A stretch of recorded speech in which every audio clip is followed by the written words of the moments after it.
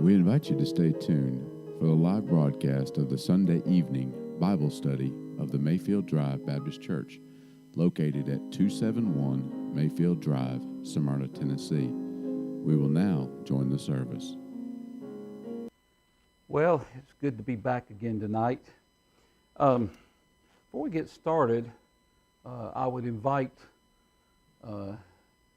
everyone to take their Bibles, turn to Ephesians chapter 6, verse number 10 through 17.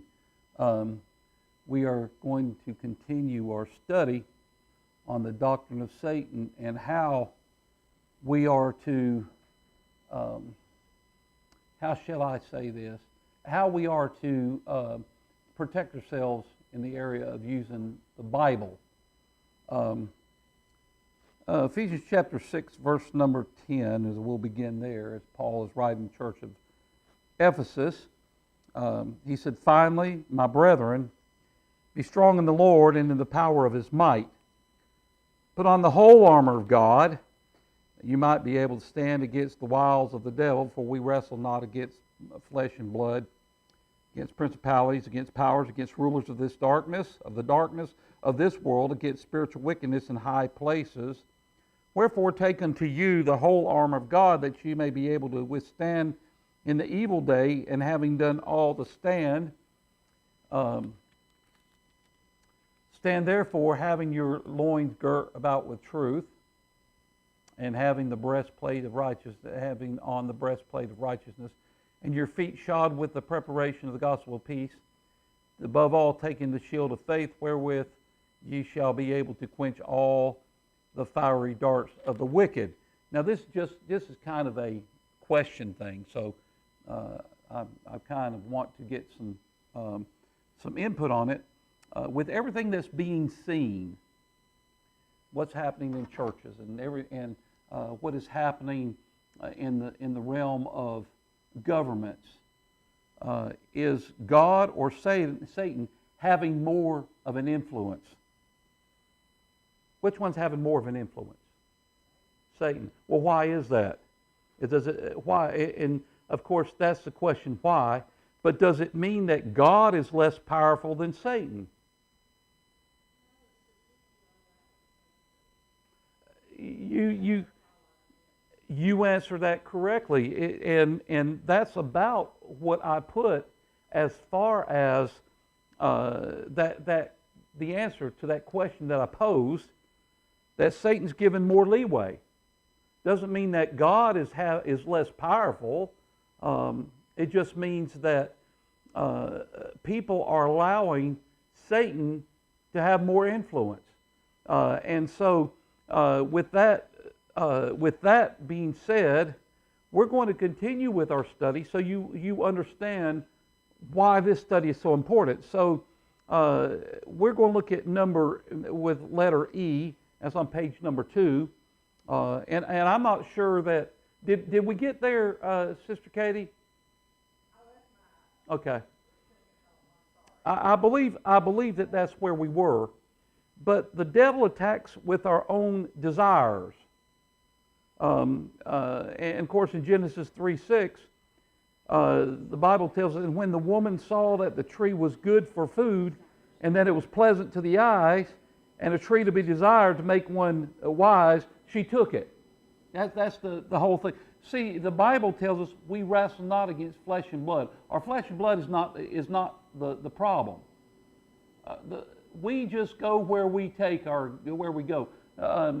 We look at where we desire to look. We hear what we desire to hear. The flesh aspects of us basically do what we want it to. You understand what I'm saying? Where we go and how to think, and it's all based on free will. Again, I said this morning that God's given us a free will, which is a blessing. Without free will, we could not worship, we could not love, we could not make rational decisions. And so, with our free will, Satan uses that to get us to fulfill our desires. See, Satan uses the things which are part of this created world to draw us towards sin. He's the little God, the little god of this world, and he uses the world as a battlefield which defeats us. A key element in any warfare is to understand the terrain which the battle will take place. The terrain may be even more deadly than the enemy. See, I'll put it, let's use this as example. My car, for instance. There's nothing wrong with admiring that car. Well, the problem is when I have to have that car, and then I get to the place to where I'll do anything to get that car. And so the devil works with that mentality to get me to do something that I shouldn't have done, or to go where I shouldn't have gone. The terrain of the temptation is found in 1 John chapter 2, verse number 5 through 17. Love not the world. That's the world system, the things in the world that are in the world. If any man love the world, the love of the Father is not in him, for all that is in the world, the lust of the flesh, the lust of the eyes, the pride of life, is not of the world, but he that doeth the will of God abideth forever. The aspect of it is this: these things are in there. We need to understand those things are in there. The created world. God wants us to enjoy them, but He does. And by the way, and I'll say this: there's nothing wrong with having things. The problem is when things have us. You get it? And I'll say this: that the older that you get, the area where things are less of a pull. That's me. You know, I've got some things at home, and I don't have to have them. I mean, my life is not revolved around things I have, but when my life is controlled by those things, it happens because the devil has tempted me into having them. See, that's why I use this, and we need to be aware of this, that God has never said that He wants us to have the most richest things. You know, there's nothing in that. He wants us to enjoy them, but He doesn't want them to control us. And it gets to be a problem when things control us. So with that being said, the lust of the flesh. Now look at the next thing. The lust of the flesh. This is number 1 on page number 3, the lust of the flesh. The tree was good for food. Satan takes our God-given desires and perverts them to evil desires. He perverts the pure and holy desires for material love into the sinful desire of premarital or extramarital loves. I said this before, and again, when we deal with this area here, even with the human body, we talk about and this is from a man's point of view, and I'll say this: that God did a good job when He created woman, and you ladies can say that about a man. There's nothing wrong with admiring that. The problem is when we go from admiring to desiring. You get what I'm saying? So he perverts the normal desire for food into gluttony. He perverts the normal area of admiring a woman's body to the area of taking it. He perverts the God-given desire to work and provide for our family into the love of money. Now, by the way, there's nothing wrong with having money. You get what I'm saying? Nothing wrong with having money. It becomes a problem when we get to the area of the love of money. We got to have it. Well, I'll say this. Well, we got to have money to eat. Well, that's one thing. But the other aspect of it is when I got to have it. Because I'm going to tell you something. When you put God first, He will provide for your needs. I still believe that. Now, the reason, and I'll say this, I don't have a lot of money. I don't know what I would do with it if I had it.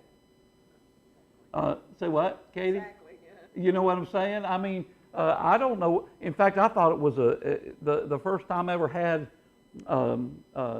X amount of dollars was when we refinanced our house and we had a cash out loan. And I thought, well, that's pretty good. We got that extra. It didn't last long because we paid for things, you know. But the area of is I don't have to have piles and piles and piles. God will take care of my needs. But that's not to say that if you have money, it's not to say that that's wrong.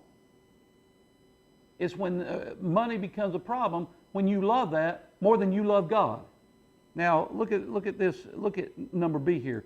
How to conquer the enemy. Now Galatians chapter 5 verse number 16. Here is the simple answer to conquering the enemy. And we know guess who the enemy is? Satan. Here's another one. Did you know you're your worst enemy as well? But here it is. Walk in the Spirit, and you shall not fulfill the lust of the flesh. Basically, if God's your direction, if you're following Him, you will have a desire to fulfill the lust of the flesh. I'll say this. I know when I get out of God's will. And that happens when God is not the one who is directing my life. I can't blame it on Tawana. I can't blame it on anybody else. But if I get out of God's will, it's because I desired something that I shouldn't desire. So the lust of the eyes, and we talk about Galatians 3:6. With this going back to the area of creation, the lust of the eyes, and it was pleasant to the eyes. Notice first of all was flesh. It was good for food.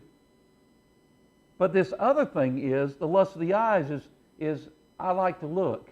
I like to look at it. I'm going to be honest with you. I don't care about going to the beach. And not only did I live there, put it this way right here. It's best for me to avoid the beach because I have wandering eyes. Y'all understand what I'm saying? I mean, there's nothing wrong with the beach. The first thing is, I spent 40 years around that area. I don't care about it. I mean, that's okay. Jamie came from he saw the beach, and everybody they goo goo gaga about the ocean and stuff. And I don't like to go where I can't see my feet. You get what I'm saying? I don't know what's under the water, but the other aspect of it is I'd much rather just avoid the beach. That's just me. But Satan has defeated many with a deadly device. That deadly device of our eyes. Again, our eyes are only going to look where we want them to look. The problem is not our eyes. Do you all understand this? The problem is not our eyes. God did a wonderful thing when He made our eyes. He made our brains. He made our bodies. He made those things.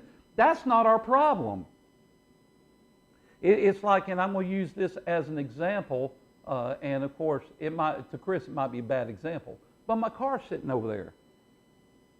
Is my car a live thing or is it a dead thing? Dead. He's thinking, it's a Ford, it must be dead, you know. But that's not what I mean. Now, if I go down the street, or in a Camaro even, if I go down to the street, how is that car going to go? Is it going to go on its own, or am I going to be the one who takes it where it's going to go? You're going to be the one. I'm going to be the one. If I got into Camaro and I go down 100 miles an hour and the cop pulls me over, is he going to blame the Camaro or is he going to blame the driver? The driver. You understand what I'm saying? And our bodies are just like our automobiles. Yeah, we got blood and we've got and I'll put this over here. Our bodies are constantly dying because of sin. And they're only going to go and they're only going to do what we have them to do. So if we go somewhere, we look somewhere, we think something, we can't blame anything else. The monkey's on our back. You get what I'm saying? It's like this, and I'm going to the problem in churches. Let's use this as an example. Jamie said this. He said, the thing about it is he was right on top of all this because I didn't get very far. But that's okay. Let's use this as a thing in churches. Joe knows what I'm talking about. Many times what happens is when people have problems in church, they blame somebody else.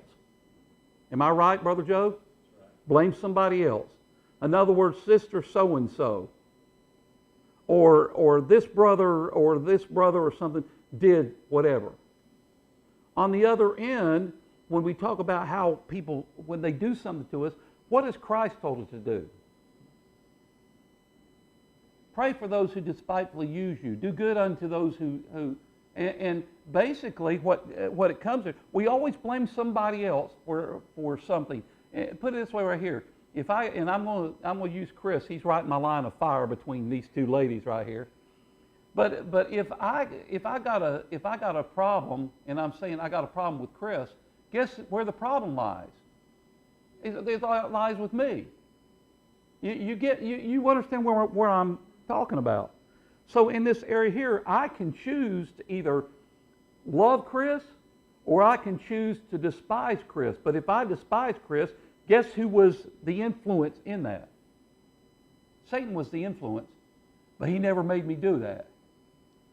Now, if I, for instance, and we talk about even the area of the eyes, we've been talking about this.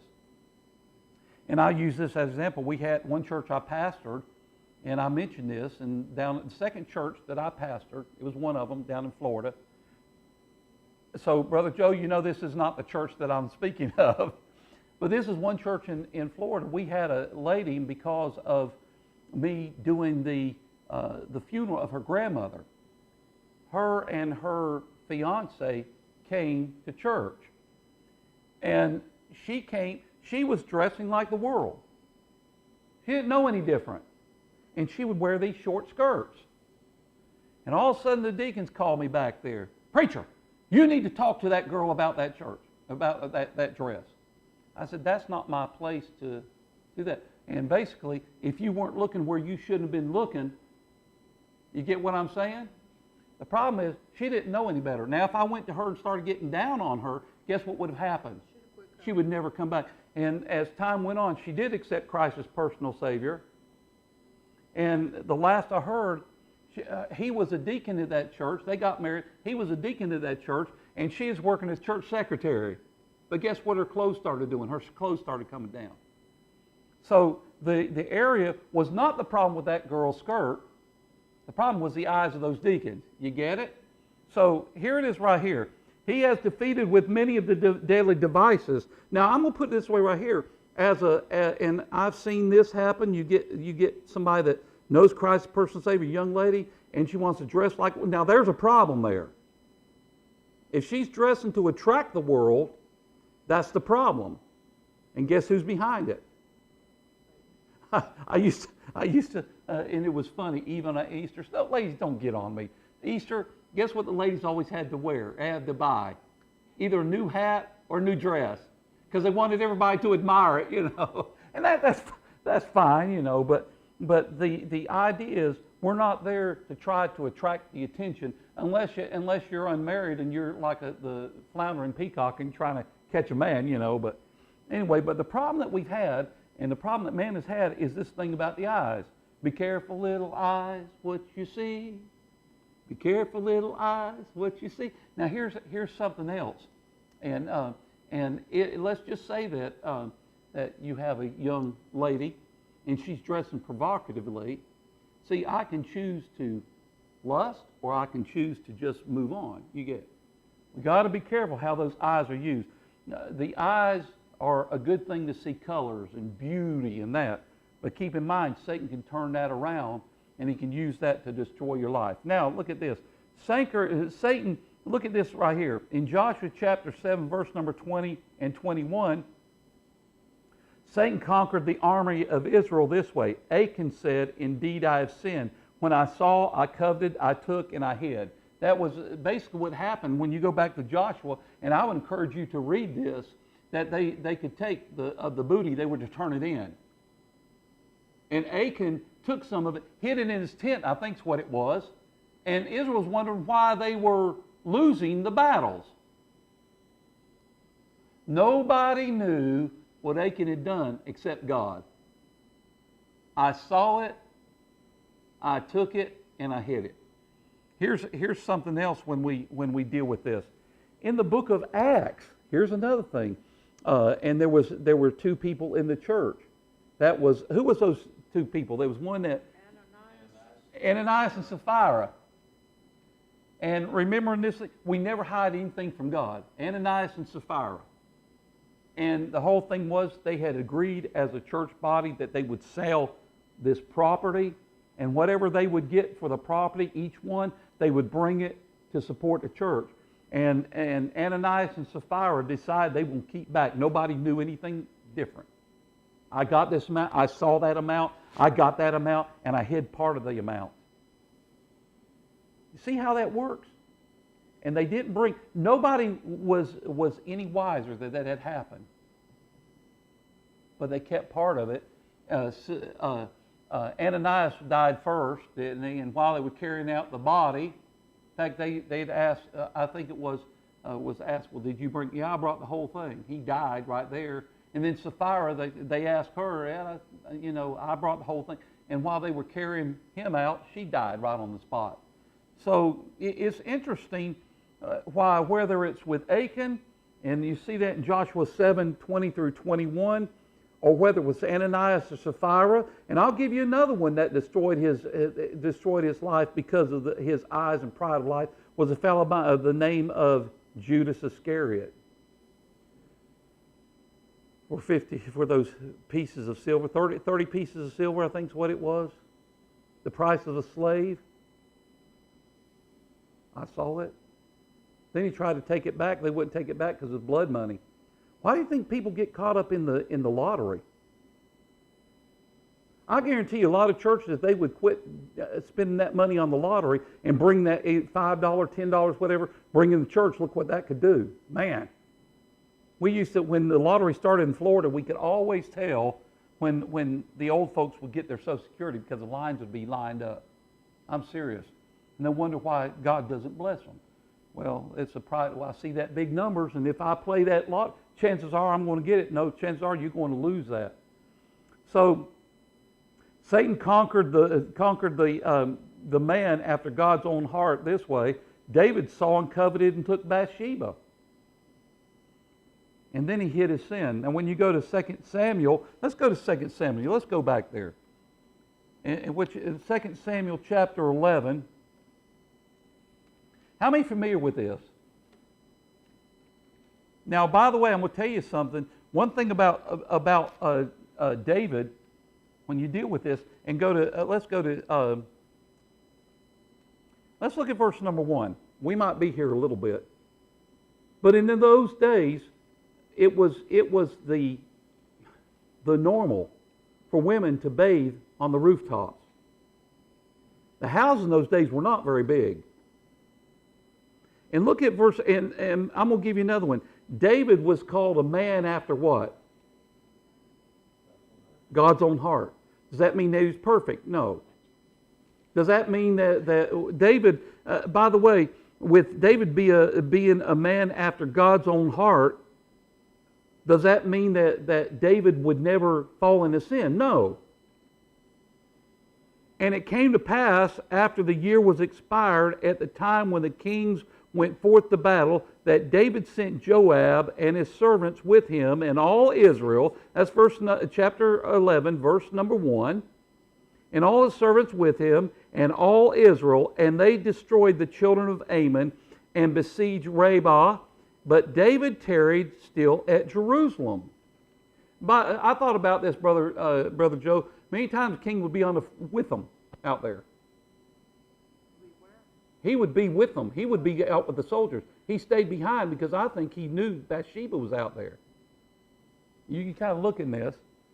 And it came to pass in an evening tide that David arose from off his bed and walked upon the roof of the king's house. And from the roof he saw a woman washing herself, and the woman was very beautiful to look upon. David sent and inquired after the woman. And one said, It is not this Bathsheba, the daughter of Elam, the wife of Uriah the Hittite? Do you realize who this is? You ought not be looking, David. He's inquiring about her. I'll never forget this. Put it this way here. I learned a big lesson. Back at this time, I had come home off a leave, and so I came to see this. She was coming like a mama to me, and so when I came on leave, she worked at Winn-Dixie, and I just went by and said, Miss Rattery, how you doing? And so we got talking to her and everything, and so I looked over, and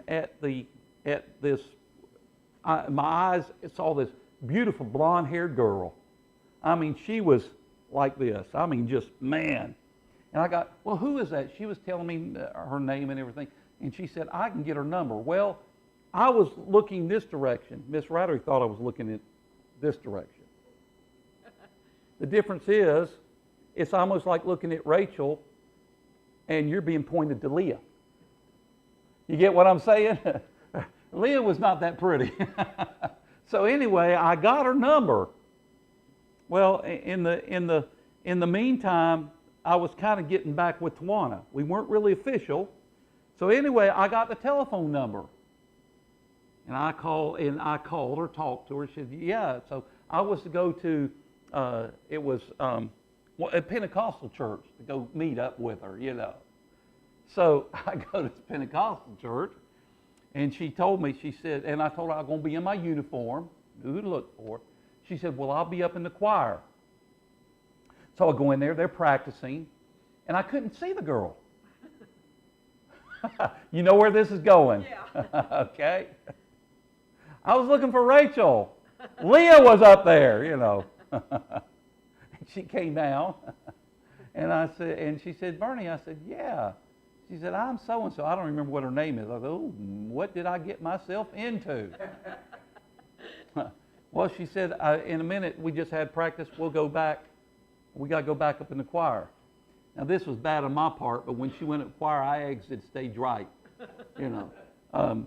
But see, sometimes looking where you shouldn't will get you in trouble, you know. So when the story went back to Tawana, and she'll tell you this, but the story went back to Tawana that I had somehow got the word out. I was supposed to go hear a choir sing or something anyway.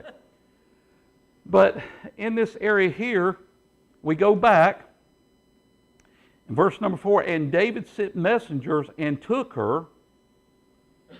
And she came in unto him, and he lay with her, and she was purified from her uncleanness, and she returned to her own house. And the woman conceived and sent David and told David and said, I am with child. Now guess where this is going to put David? In a bad situation, because now they looked at him as a godly leader. But now he's actually raped the girl. You get what I'm saying? They took her. They brought her there. You didn't want to, if the king sent you, you didn't want to say no. So look at this right here. Now that was the first situation. By the way, this little child that we had right here, see, this is brother Jamie we were talking about this. This little child eventually would die. You get what I'm saying? And there's a verse in the Bible that talks about where David, he's not weeping because the child, the area of this. See, they were saying, well, why? Well, he wasn't weeping. The thing about it was they were asking, well, why wasn't he weeping about his child being dead? He said, well, I rejoice in the fact that I won't be able to bring that child back, but one day I'll go back. I'll go to where that child is. And that's why I say that little child. Now, the thing about it is the child never had an opportunity to make a decision, faith in salvation. When that child died, by the way, David eventually go where that child. You get what I'm saying? So look at this as we go on. I could spend more time on that, but and David sends Joab saying, "Send me Uriah the Hittite." And Joab sent Uriah to David. See, Uriah was not aware of what was going on. See, by the way, I'm going to tell you something else. If Uriah found out that she was pregnant, not with his child, guess what he could have had done to her? He could have her stoned, exactly. He didn't know, he had no idea what. You understand? Now that was the first, by the way, sin always develops. First, Bathsheba is pregnant. And as a result of this happening, David's got to cover it up. Now look at this right here. And when Uriah was coming to him, David demanded of him how Joab did and how the people did and how the war prospered. And David said to Uriah, "Go down into thy house and wash thy feet." And Uriah departed out of the king's house, and there followed him a mess of meat from the king. But Uriah slept at the door of the king's house with all the servants of his lord, and went not down to his house. That's how much he loved David. Can you imagine? I would say Uriah was David's best friend. That's a sad commentary, how he would do that. But look at this. And when they had told David, saying, Uriah went not down into his house, David said unto Uriah, "Camest thou not from thy journey? Why then didst thou not go down into thy house?" Uriah said unto David, "The ark and Israel and Judah abide in tents, and my lord Joab and the servants of my lord are encamped in the open fields. Shall I go into mine house and eat and drink, and to lie with my wife, as thou livest? And as my soul liveth, I will not do this thing." And David said to Uriah, "Tarry here today, and tomorrow I'll let thee depart." So Uriah abode in Jerusalem that day and the morrow. And then David had called him, and he did eat, drink before him. He made him drunk. He went out to lie on his bed with his servants of the Lord, but went not down to his house. And it came to pass in the morning that David wrote a letter to Joab and sent it by hand of Uriah. And he wrote a letter saying, "Set ye Uriah to the forefront of the hottest battle." And Uriah was killed. The idea was, go to your house, have sex with your wife, that'll cover it up. And Uriah said, "I'm not going to do that. I love you too much. The men are out there. I can't I can't be having a time with my wife when I know that they're out there to battle." So finally David said, okay. He said, "Send them out there." So what came out of this was the fact that, number one, David could not cover it up. Number two is that you've got to keep in mind that a man died because of that. And it'll come to pass that that little baby will die too. So basically, you committed murder. Oh, basically, that's exactly what it... See, he may not have put this right here, he may not have pulled the trigger. He was an accessory. He was an accessory to murder. And by the way, eventually it'll come back to one of the prophets that said this. Samuel. It's a what? Prophet Samuel. Yeah, Prophet Samuel. Thank you, brother. And he gave him this thing talking about that a certain man had a little lamb and used you. It's a sad thing. So pride can get you in a lot of trouble. Look at the next thing. So the pride of life. That's verse number 3. A tree to be desired to make one wise. Satan fell through pride and caused man to fall through pride. Men have never learned and have been falling prey to the same tactic for centuries. How many lives, marriages, friendships, and churches have been destroyed by pride? Look at me. I never go to this place in my life that this church has ever been built on me. Because that's never the whole point. It's not about me, folks. Your life, the world doesn't revolve around you. But pride is a source of all contentions. Pride is always the problem in churches. Pride robs us. Pride is the source of all contentions. That's number one. Pride robs us of all grace and actually causes God to fight against us. For all human pride is an attempt to have the glory of God for ourselves, just as Satan did in his fall. What's happening in Minneapolis is all because of pride. You ever heard of this? Black power? That's pride. White power? That's pride. Elvis got where he did because of pride. And boy, he fell hard too. You get what I'm saying? American Idol. You ever watched American Idol? You think they're concerned? They're not so much the aspect of I just want to show my talent off. The aspect of it is, it's like the title, American Idol. Guess what an idol is for? Something to be worshipped. Satan twists our natural desires into prideful desires. Satan perverts the desire for a spiritual relationship with God into the desire for prideful religion or even occult involvement. You see this, the area of spiritual relationship with God. To have a spiritual relationship with God, and I'm talking about, or I would even say this, an intimate relationship with God, you have to release your old self. Satan perverts God's desire for domain over creation into the prideful desire for power. Nicodemus, it was interesting in the book of not Nicodemus, but Nebuchadnezzar.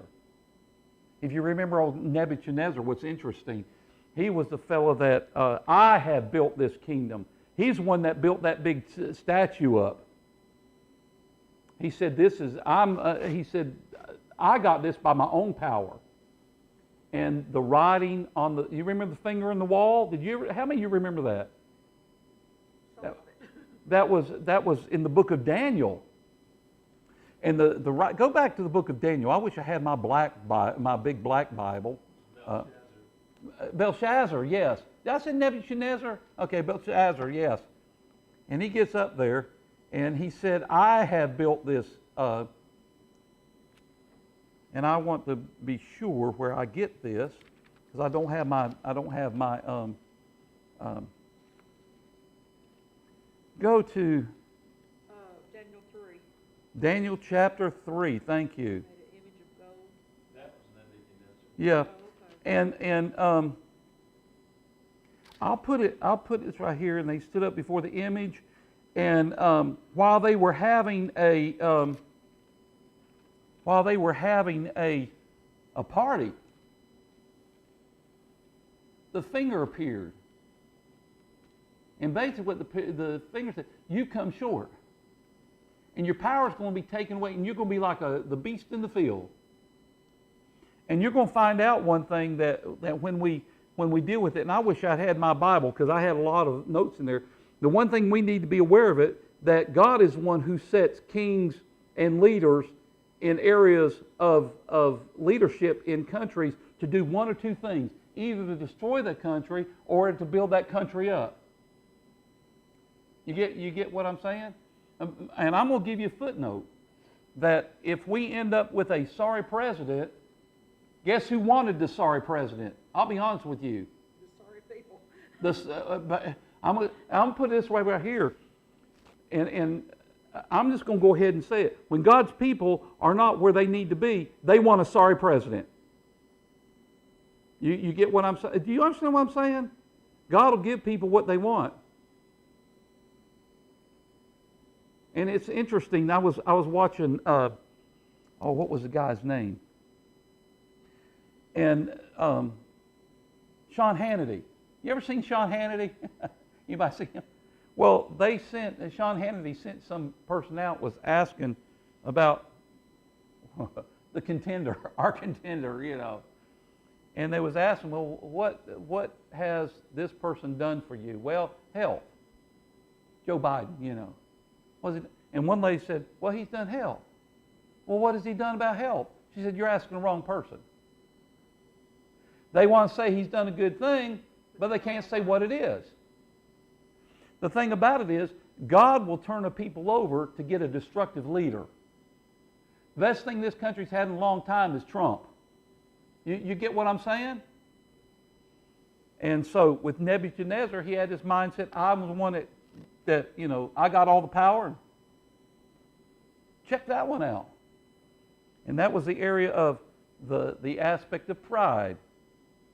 Let's go to the book of Job. Let's go to the book of Job. This is interesting because we're going to go to the temptation of Job. How many ever really read about Job? Anybody just read it? Just take time to read?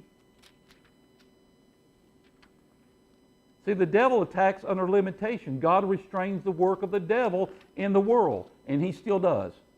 There's only, whatever the devil does, guess who's given him that ability to do it? God. The devil cannot have any more power than God allows him to have. But I'm going to tell you something. As believers, we can give him more leeway in our life than we need to give him. Look at Job chapter 1. There was a man in the land of Uz whose name was Job, and that man was perfect and upright, and one that feared God and eschewed evil. That word feared God, he had a reverential fear of God. It's kind of, this is what I would describe as this kind of fear. It's not that I'm scared of God, it's that I'm scared to disobey God. That's a reverential fear. And he eschewed evil. He couldn't stand evil. And there were born unto him 7 sons and 3 daughters. Basically, that's saying that he was blessed. The more children that a man had, the more that the outside world said that he was a blessed man. And his substance also was 7,000 sheep, 3,000 camels, 500 yoke of oxen, 500 she-asses, and a very great household, so that this man was the greatest of all men in the East. Guess who blessed him? God did. And I think a lot of that blessing was the fact that he was a man that sought after God's heart. And his sons went and feasted in their houses, every one his day, and sent and called for their 3 sisters to eat and drink with him. Now, I'm going to put this over here. Just because you're faithful, does that mean that your children's going to be faithful? No. Does that mean that if you raise your children in church, does that mean that they're going to be faithful to God? No. See, there's this, and I've heard this, Brother Joe, train a child in the way he shall go, and he'll not depart from it. And a lot of people say, well, that means that if you train him right, he won't leave away. That's not what that means. That means this: you train. I'll put this: if you train that child right, he can never say that mom and daddy never tried. You get it? He not depart from it. That means he can't get that. But put this right here: if you train a child wrong, train in the way he should go. But just because you raise a child, you have a better chance of seeing that child do what he needs to do if you have him in church. But that doesn't mean, see, a child has a very strong carnality and very, I would say this, and is very, they want to be the, what's the word for it? They want to be the leader. Don't you tell? And that's why I said that, and probably people didn't like what I said this morning. I don't know, but Jamie, you hear me? This 1, 2, 3 stuff? Because what you're actually saying is when you say 1, you're actually saying you don't have to jump when I tell you. You don't have to do it right then, and then if you say 2, you see what I'm saying? I don't know about you, but when my daddy told me something, he didn't go 1, 2, and 3. And a lot of times I'll go 1. Guess what that child's going to do? He's not going to do right when you tell him. You've already taught him, well, he's going to wait till 2 or 3. But Job was right with God. His children were partying, and it was so that the days of their feasting were gone about that Job sent and sanctified them and rose up early in the morning and offered burnt offerings according to the number of them all. For Job said, it might be that my sons have sinned and cursed God in their hearts. Thus Job did continually. He had a spiritual desire for his children. I'm praying for my children. You get what I'm saying? Because the chances are they may do something that will cause God's anger. I don't want to lose my child. You get that? And this is the way Job was. Look at the next thing. Now there was a day when the sons of God came to present themselves before the Lord, and Satan came also among them. And the Lord said unto Satan, whence comest thou? Why have you come? And Satan answered the Lord and said, from going to and fro in the earth, and from walking up and down in it. And the Lord said unto Satan, hast thou considered my servant Job? That there is none like him in the earth, perfect and upright man, one that feareth God and escheweth evil. Then Satan answered the Lord and said, doth Job fear God for naught? In other words, is he just, here's this right here. Is he just being straight with you and religious with you so that you won't do anything to him? Where Satan's coming? By the way, he does the same thing with you. Satan does the very same thing with you. Have you, and Have you even thought about Katie? See, you're not going to strike Katie. Basically, you got a hedge around Katie. You got a hedge around Chris. You got a head around Joe. That's the way that Satan thinks. But the other side of that is this. God might have just said, well, I'll, do anything you want to, and I bet she won't. I bet he won't. Problem of it is many times when Satan attacks, that's exactly when men fall. But look at this next thing. Hast thou not made a hedge about him, and about his house, and all that he hath, every side? Thou hast blessed the work of his hands, and his substance increased in the land. Basically, you have bribed Job. That's why he won't come against you. But put forth his hand now and touch all that. Take away everything he has, and I bet you that he'll curse you. If you go back down here, you're going to find out. So God said, okay, do whatever you want to him. You just can't take his life. So guess what Satan starts doing? Killing off his kids. One thing he didn't kill off is never killed off his yappy wife. I think she kept him in check, kind of like Paul, where a thorn was given to him, because he had seen this one. In fact, Paul said this: I saw a man, I knew a man over 14 years, whether in the spirit I know not, but whether in the body I know not. But how he's caught up into the third heaven, and he saw things, and it was given unto me a thorn in the flesh. Keep going, keeping on the. It's like this. It's like this, Brother Joe. Boy, God's blessed me. I'm on the mountaintop. Sometimes we've got to have a thorn to keep us on ground level. See, you never enjoy. I tell you what, you will never enjoy the mountaintop until you follow the testings of Satan. You get that? Man. Because when I'm made weak, then I'm made strong. So here's the kids. First he burned up the servants and Yep. sheep. And then when it finally comes down there, the kids all get killed.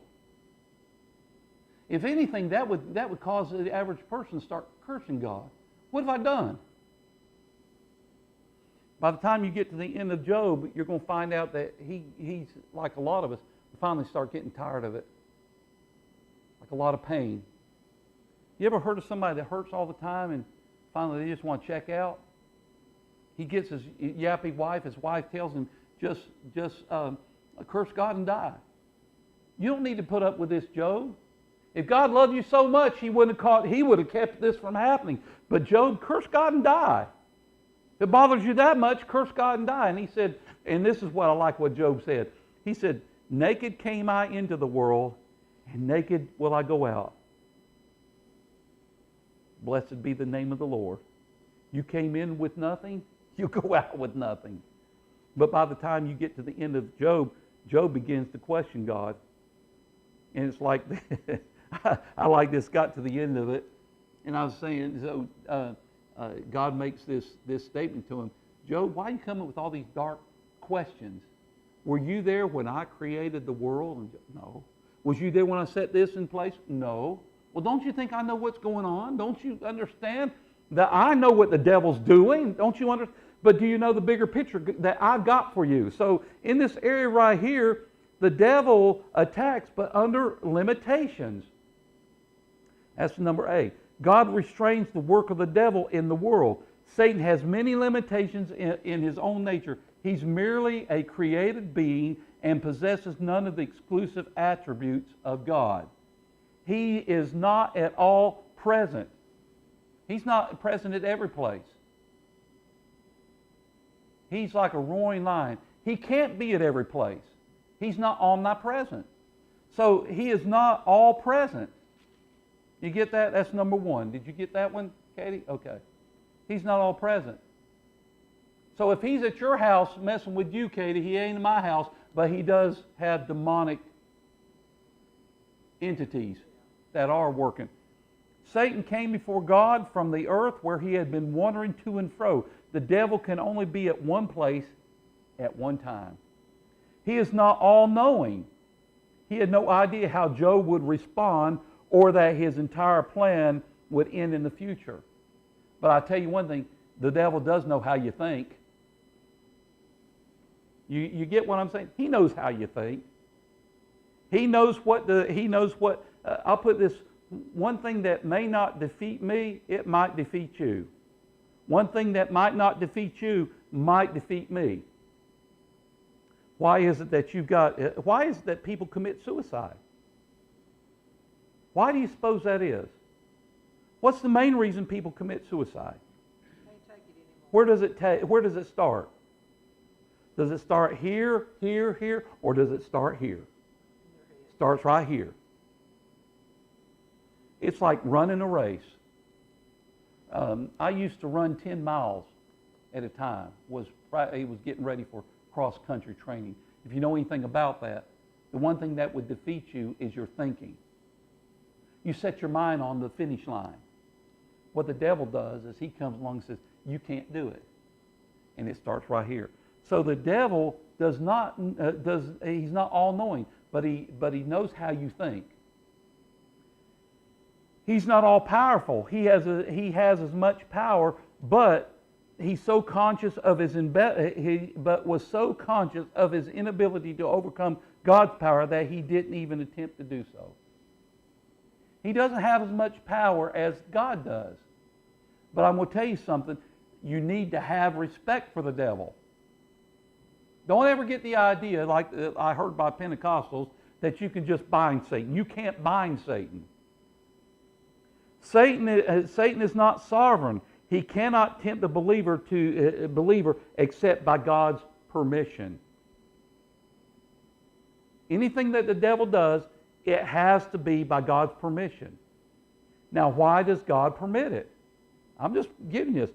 Why does God permit it? Why does God permit the tempting you? And I want you to come. Why does He permit that? Anybody? I mean, we're talking. This is why you need to know this. Why does He permit that, Brother Joe? Well, it might be to try you. To try you? To test you? To get you to the place where, am I going to allow Satan to defeat me, or I'm going to allow God to give me power? To help you grow. To help you grow, exactly. It'd be, I mean, could God give us the place to where the devil couldn't? Yeah, He could. But God has to give him the power the permission to tempt you so that you could prove your love to God. God knows exactly how much we can bear. You need to understand that. He knows how much you can take. And the thing about it is this, and it's interesting, that with that being said, God won't allow Satan to go beyond this area here. He will give you a leeway an escape. He knows exactly how much you can bear. You understand that? We need to understand that God is not going to put more on you than what you can bear. The problem is we put more on us than we need to bear. You get what I'm saying? For instance, worry. There's no reason for us to worry. That's just more of a burden. Worry will cause, I'll tell you, worry is one of the biggest stress causers. Brother Joe used to do chiropractic work, and I have heard this, that pastors are usually the highest ones that have the problems with the most, because their body's getting so much stress. I'll tell you something else, that stress will cause what's called shingles. People have them sometimes one time, they don't have them anymore. I've had them 3 times.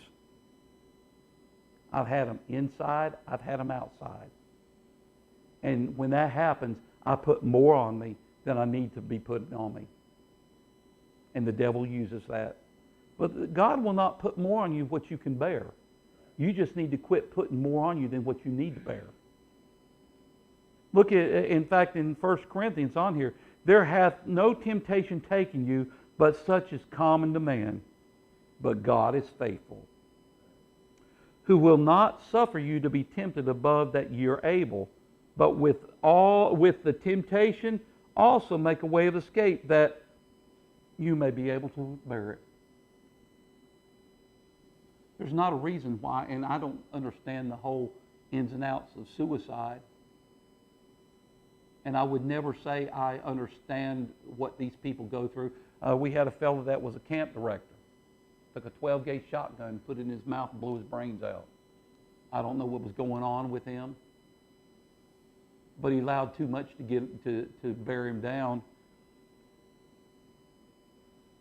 See, God allows temptations to strengthen and to purify us. He allows these to happen. To strengthen, I'm glad you said that, brother. To strengthen us. Well, that doesn't make sense. It doesn't temptations, doesn't that break us down? No. When we face it right now, a temptation when it is wrongly used, it will break us down. But if we allow the principles in the Bible, and when temptations come, it comes that thing, when I am made weak, then I'm made strong. Greater is he that's in me than he that's in the world. I can do all things through Christ, which strengtheneth me. But the devil attacks with discouragement.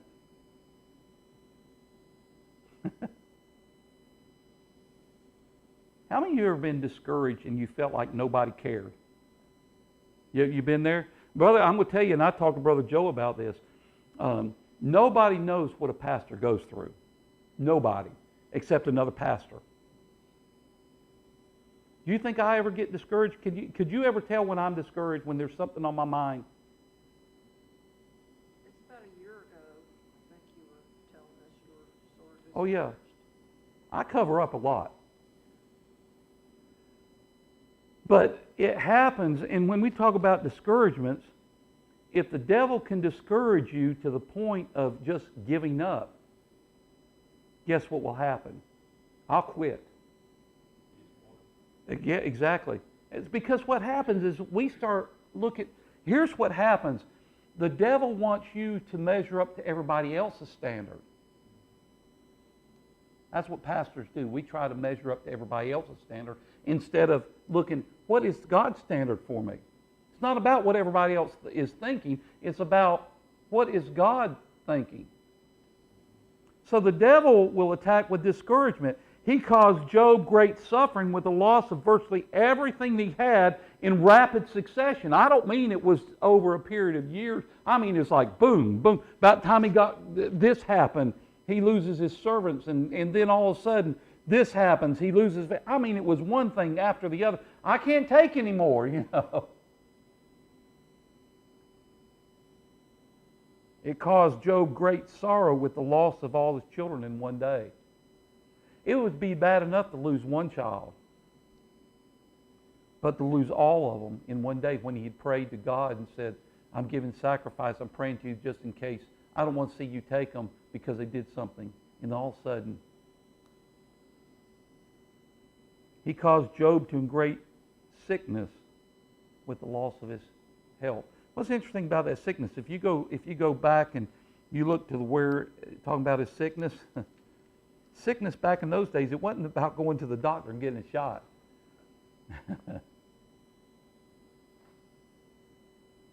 It wasn't about it. Sometimes there was I was reading and sometimes you would have people who would suffer health-wise, and especially having sores where they'd have to take a piece of busted pottery and scrape the sores to get some relief.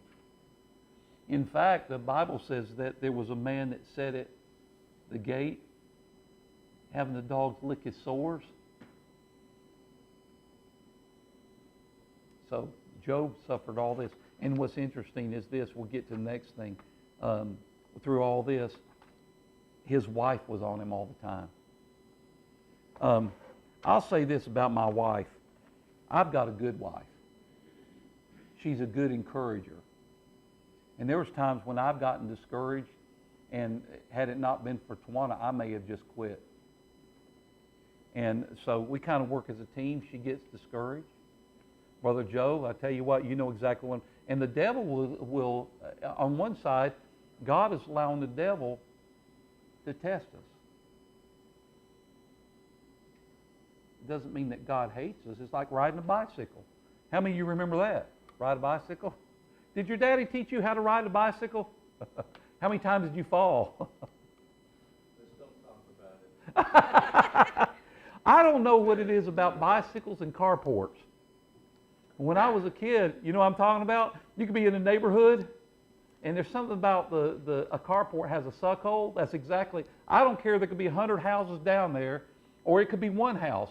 If you're going to fall, that bicycle will ride up, you know what I'm talking about, under somebody's carport. I never hit a car, but up under there. And you would do that over and over, and when you want to quit, Daddy would be there saying, no, you're not going to stop. Get back up on there. Well, Daddy, it's going to hurt. Get back on there. Sure enough, get on there. You're going to fall down.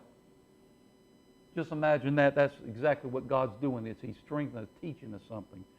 So you keep in mind that when you're going through something, the devil is testing you, but God's trying to strengthen you. Any question? God's been good. He always is good. This has been a good day today. It's always good to be in the house of the Lord. Keep Tawanya in prayer. She's in that place where now school has opened up, and she has no idea what to think. There's a lot of things that, as a teacher, they're having to do a lot of things different. They don't know how this, what is it? When they got to keep kids. Social distancing. Yeah, social distancing, and it's just a mess. Anyway, keep her in prayer.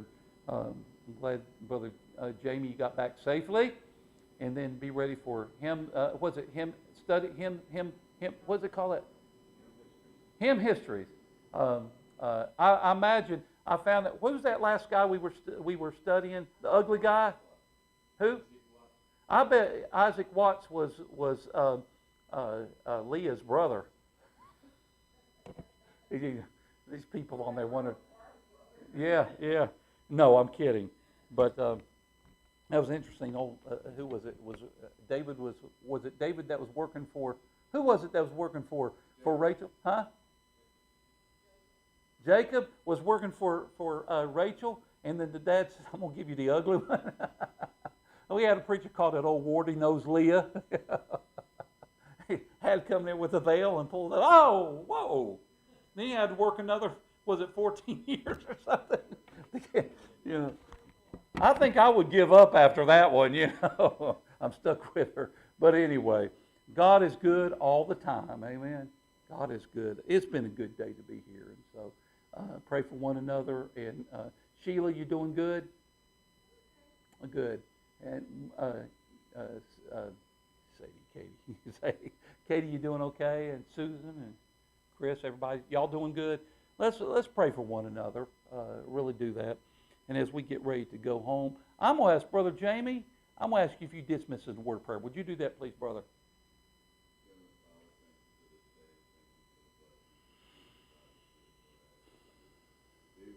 Yes.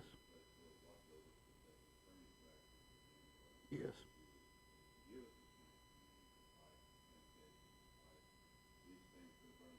God help. Yes. Yes.